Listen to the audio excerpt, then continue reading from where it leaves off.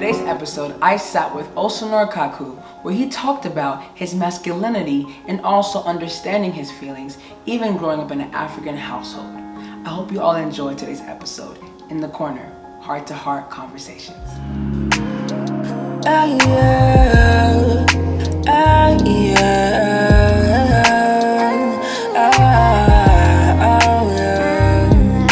The Corner, conversations in the corner.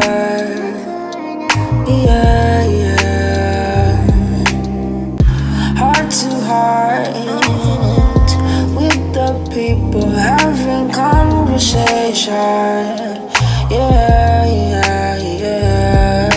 The Corner, conversation in the corner.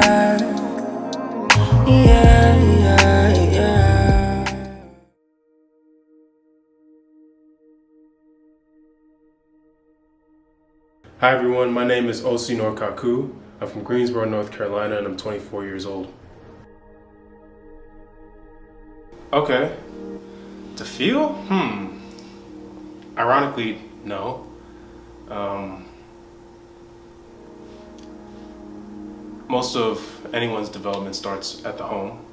So, growing up, feelings wasn't exactly the emphasis in the household.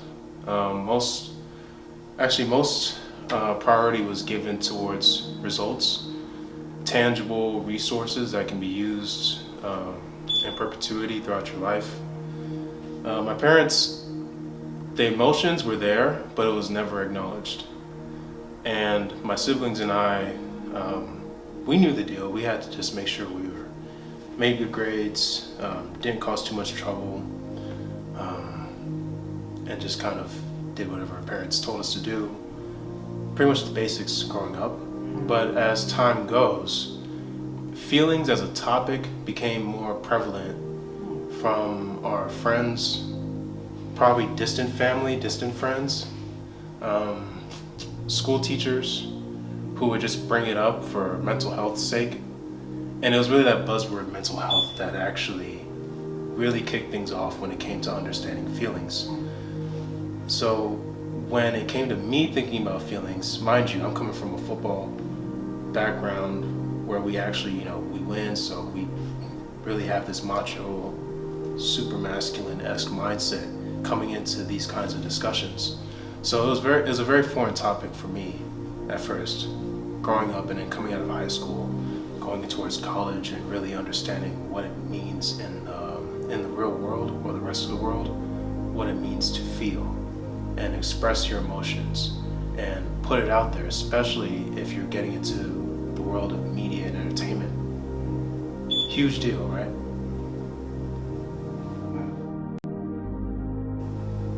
Oh, plenty of times nowadays, especially since I'm a lot more cautious about it, since I now have financial incentive to be more emotionally in tune, exposing myself to opportunities in TV and film, collaborating with photographers, agencies who represent me in that regard has really, I wouldn't say forced, but prompted me to do more research on myself, understand my strengths and my weaknesses, and how I can first develop myself inward and then express it outward to not just my benefit, but the people in, I guess, my near reach, friends, family, colleagues, and ultimately my team, to understand exactly what it means to be more self-conscious and more mindful towards being an all-round productive human being in society. Safe space? Safe spaces mean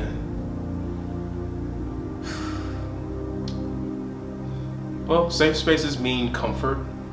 Safe spaces, to me at least, means some sense of emotional security,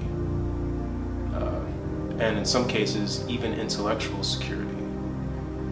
If you're sitting in a safe space and you speak about the same things with the same people in the same periods of time every day, then there's not much room to grow. which is why I'm a little skeptical towards safe spaces. I understand them. You know, we all need our time to hang out with our friends, right?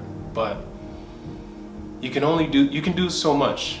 You can only do so much with safe spaces. I don't believe that safe spaces should be the only answer, but I do believe they should be taken with a grain of salt. So safe spaces to me mean one division of the entire entity, which is our social life. I don't know. I have to ask the people I know before I can really give a good answer. I mean, it wouldn't be fair if if you asked me to, how am I, am I a good person? Am I nice? Am I sweet? Leave that to other people to answer that for me. So, am I good at developing safe spaces? I guess that comes down to if I'm a genuine, confident, understanding person who's mindful towards others' feelings. Broadly speaking, I believe so. I can't be the only judge, but in the smallest, safest regard, yeah, I believe I'm at least decent in providing a safe space to the people whom I can relate to.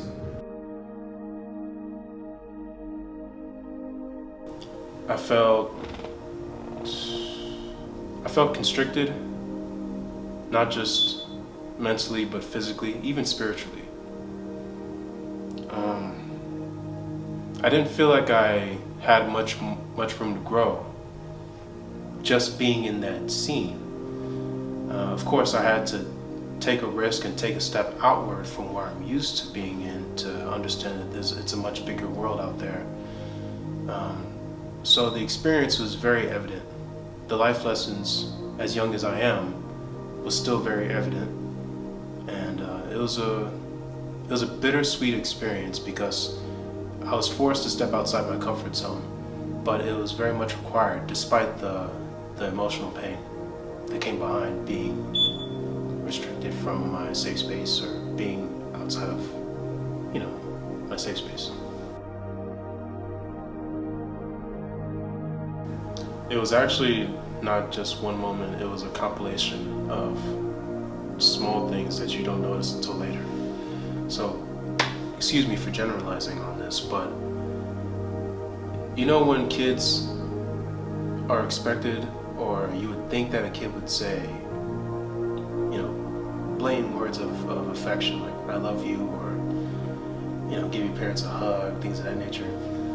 I can count in one hand how many times I've ever done that with my parents. Thinking about that, now that I'm, much older, and recollecting those times in the past, you can feel you can feel that they care. You can feel that they love you or that they want to show some type of affection, but if you don't actually, upfront and say it, then the feeling doesn't exactly manifest into a physical representation of those feelings. So it goes with, I guess, serious, really important memories of mine, like my time playing sports as a kid and the amount of friends and father figures and mother figures I've had throughout school, events that I would have ever gone to as a kid. I wasn't really open to expressing myself to those Western, I guess, monumental moments in life, like prom or birthdays after 13, Christmas. There's actually one story. If we're talking about not being able to express emotions, right? There was one time, actually it was Christmas morning. I forgot how old I was, but I was like probably less than 10 years old, maybe 10, 12 or so. And it was the last Christmas where we actually had presents under the tree, or at least what we thought was going to happen. Woke up one day, nothing was under the tree. Nothing was really there, because it was like kind of minimally done. but it's still like there to know that it's still that time of year.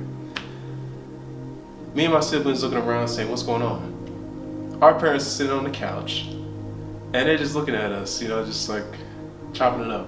We say, hey, what's going on? My mom goes over to the other room, comes back with a letter saying, oh, look, I think this is a letter from Santa. He just seemed to write something. You guys want to read it? We say, sure.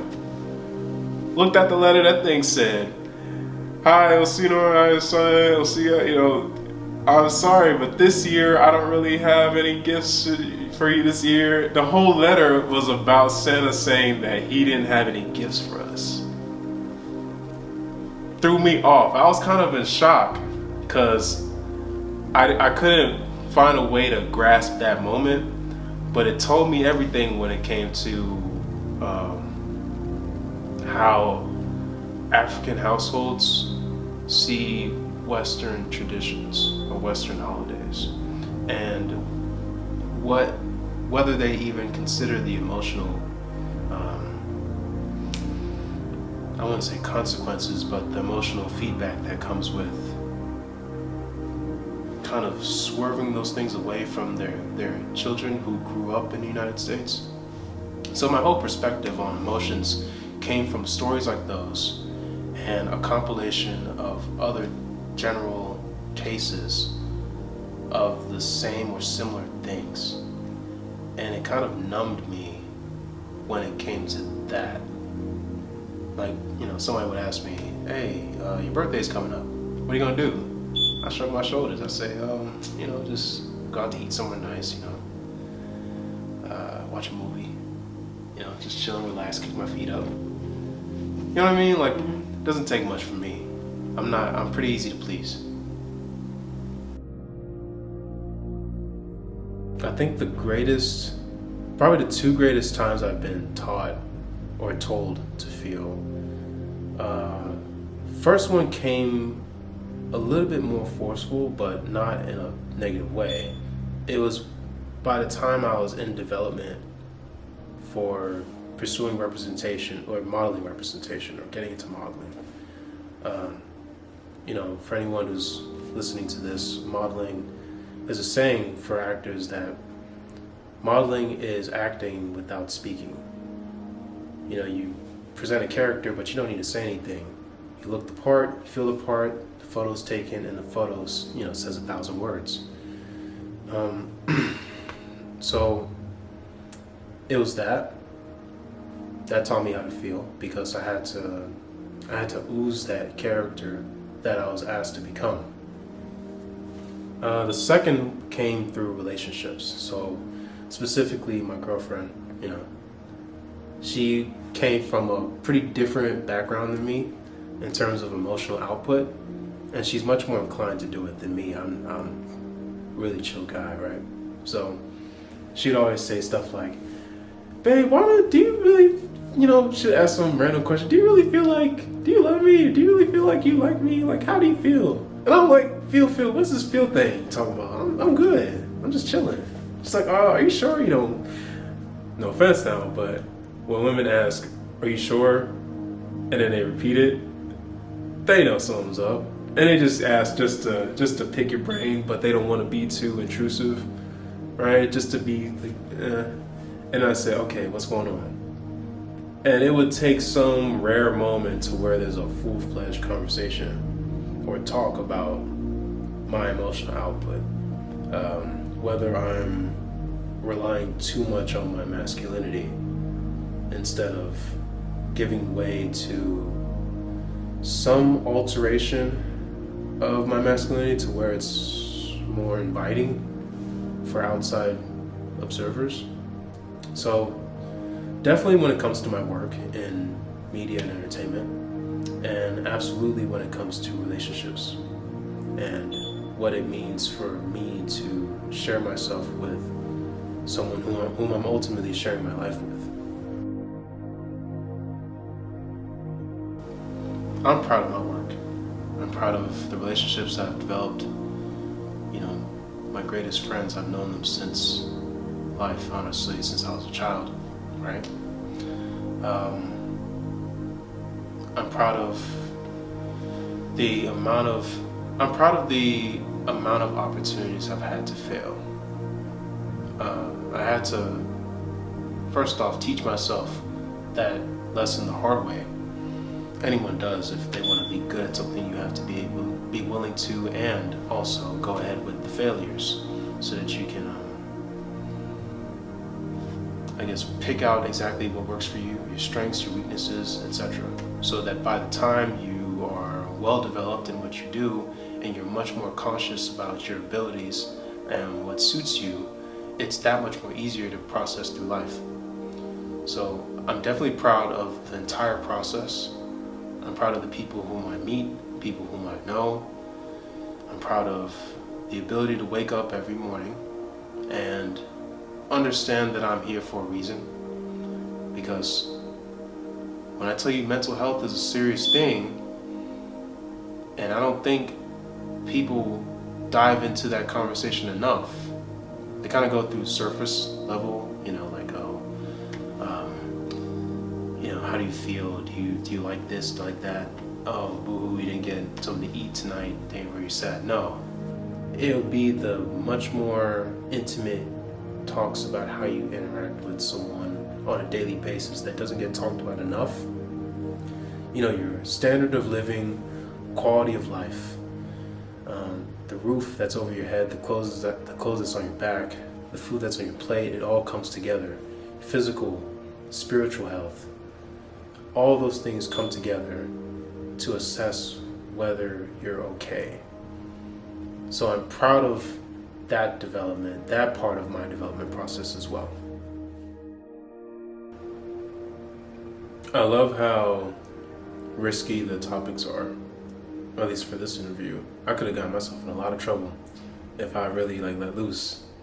But it's very important to, ask men, specifically black men, about what's in their minds, how do they feel, what it means to even have feelings, assessing important issues like mental health and how it translates towards the rest of their body and their being. This interview was very much needed. At least the message and the point that you're giving off with the entire project is just as important as anything else throughout society, because this is a very long and painstaking process to have these kinds of topics not beaten in, but just drilled in the minds of modern day men, young men, older, just to understand that there's more levels to this, and that you need to address every angle of your being in order to at least feel complete. Because I feel like that's the strongest issue with men nowadays. They're very one-dimensional when it comes to their pursuits or their dreams or passions or long-term goals. They think it's all about the hype and perhaps the money or the fame or the female attention. But it's more than that. You have to start with yourself, and this specific interview and the entire project really helps men grasp the fact that you have to know yourself inward and outward. You have to be more emotionally conscious, emotionally intelligent, because the benefits behind that will pay dividends throughout the rest of your life and the people whom are around you.